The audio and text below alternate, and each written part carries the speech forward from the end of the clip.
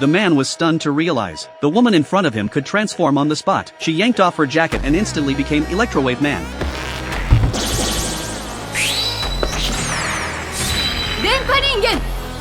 Even more shocking, she was also a Kamen Rider, except her gear was clearly way more advanced than his. Before either of them could trade any witty remarks, a deafening explosion ripped through the air, the handiwork of Shocker. At first, they thought it was just another copycat attack, but then they saw the so-called copycat walking toward Shocker, trembling, confessing his deep admiration for them. Shocker wasn't impressed. One brutal punch sent the poor guy flying. Jason instantly realized this was the real Shocker. Tears welled up in his eyes, for he had waited for this moment 40 long years, training every single day, throwing 10,000 punches, dreaming of one day facing Shocker head-on, and earning the right to become a true Kamen Rider.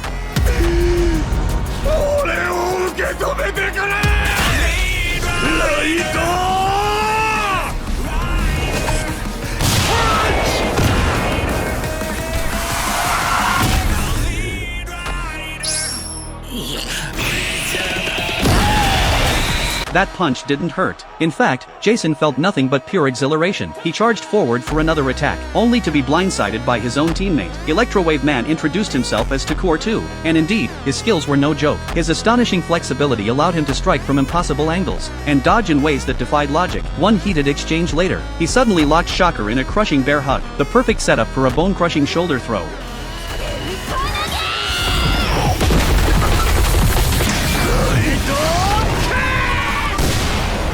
Together, they finally defeated Shocker, but before they could even catch their breath, light tubes in the shop burst with sharp cracks. From the darkness emerged a crimson figure, the real monster. Jason and Takor were instantly on guard, but the creature didn't even glance at them. Instead, it calmly collected the bodies of Shocker's foot soldiers, and walked away without a word. Still shaken, the two headed to a nearby diner. That's when Jason learned more about his companion. Okada, 24 years old, now a school teacher. Just like Jason, hopelessly obsessed with Kamen Riders, so much so that he'd taken up the mantle of the Electrowave Man. But before they could process all this, the restaurant manager immediately recognized them. Why? He had watched their live battle broadcast, and noticed they only transformed after entering the diner. With confidence, the manager declared, "That was the real Shocker. I know because I've met him once, when I was little." The memory was vivid. After school, he would often pass a fruit-laden garden. Its owner looked intimidating, but always warmly invited him and his brother to enjoy fresh fruit. Then one day, he saw that same man as Shocker, beating up troublesome neighbors, and setting his beloved orchard ablaze. From that moment, the manager and his brother vowed to find Shocker, but midway through his story, standing too close to Okada triggered his girlfriend's jealousy. He had to cut the conversation short. Upon leaving, he warned the two to be careful, because many Shockers now walk among ordinary people. Jason and Okada weren't scared. In fact, it was exactly what they wanted. Before parting ways, Jason finally mustered the courage to swap contact info with Okada, promising to share intel in the future. The very next day after school,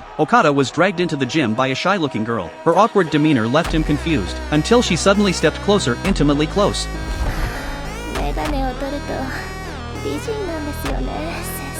Shocked, Okada froze. But in an instant, her expression changed completely. She was actually the restaurant manager's girlfriend. She believed Okada was just another butterfly, a guy trying to cozy up to her boyfriend. After all, the manager had always been popular with women. She'd seen this type many times, and usually, women like that didn't live past episode 2, because she would personally take care of them.